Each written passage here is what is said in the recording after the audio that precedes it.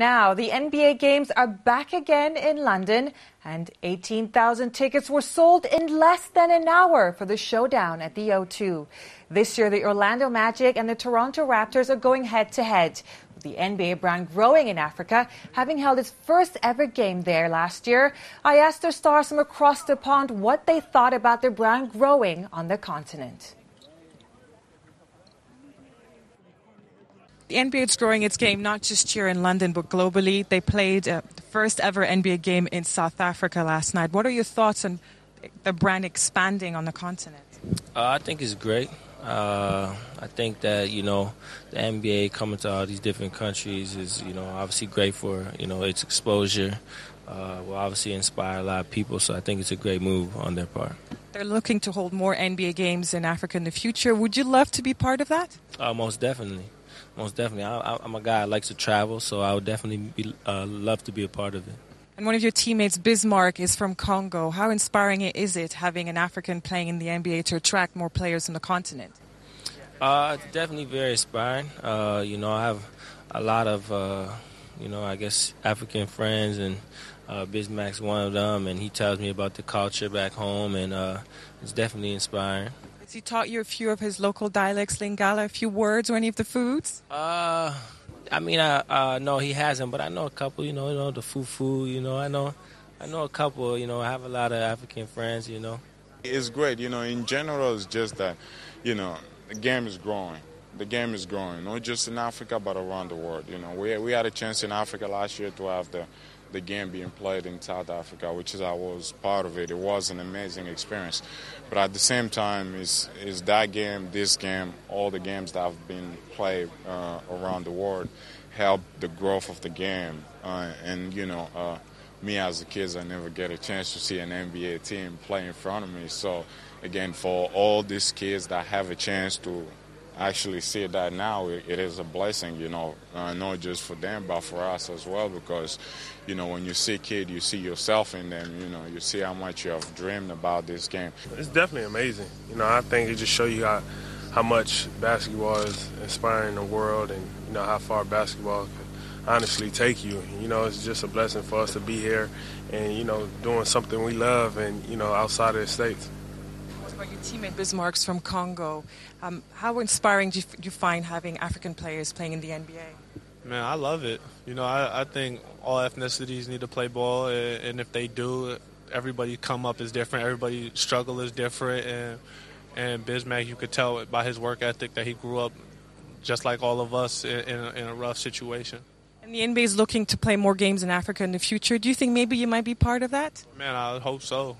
Like I said, I love traveling and I love basketball, so two things that the league's going to let me do, I would love to. And now joining us live on the phone from Los Angeles is Cameroonian-born and LA Clippers Luc Mbah Moute. Hello, thanks for joining us today on Vox News. Thanks for having me. How are you guys doing? Very great. And you? I'm good. Very good. Wonderful. We just heard there we've got the Toronto Raptors and Orlando Magic here in London playing the NBA games. Is that something that you would like to take part in the future? Well, it's of course a great opportunity to go out and play around the world. I actually had a chance to play in the African games this past summer in Johannesburg. It was very special for me because growing up in Africa, especially in Cameroon, we always dreamt of the NBA. We always saw the NBA as a far dream, but now with the NBA moving around and coming to the continent, we can see it possible. And, like some of us, Bismarck, I know from the Toronto Raptors, me and a couple of other African players are both believing of the growth of the game in the continent. And we are hopeful that we can have many more kids who can also enjoy this journey. Now, you also have your own foundation where you're looking about growing the game on the continent, Africa. You've worked with kids in your country, in Cameroon, held basketball camps there to try and get them educated and moving over to the United States, maybe playing college basketball. Could you tell us a bit more about the work that you do with your foundation? Yeah, it's a great opportunity for kids. We just want to give back. In Africa, we say you're being raised by a community, so it takes everybody to raise a kid. So for me, it was my own duty. I felt as an older brother who kind of made it to also give a chance to my younger brothers to basketball to use basketball to get an education, to come over to the United States and go to college and make something of their life. And hopefully those guys can also go back and do something positive there. And as part of your foundation work, you also have an event coming up to do around with Boko Haram and the missing Chibok girls. Could you tell us a bit more about that?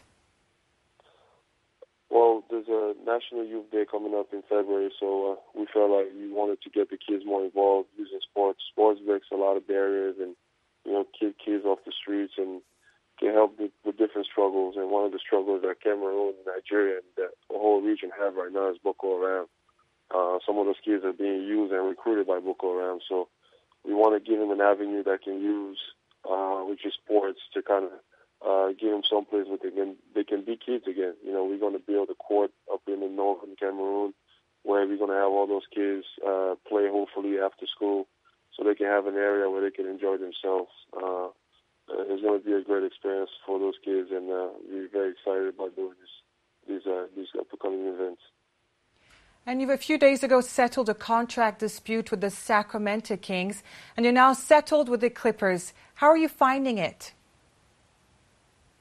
It's been great. For me, ever since I came here, I was kind of over with the Sacramento history, so I moved on from it since the season started. I found a new family here. It's been going great. We just won our 10th game in a row last night against the Miami Heat, so the team is doing really well. Hopefully, we can continue this momentum and go, keep playing well into the playoffs, so we can really get to going when things matter and have a chance to win the championship. Luc, thank you very much for joining us on Vox News. We hope to see you on the shores here in London sometime soon. Well, thanks for having me. And to all my brothers and sisters watching, there's a show coming out on Trace TV tonight about me. If they want to know more about me, it's a very exciting show. So you guys should go watch it tonight. Lovely. Thank you very much.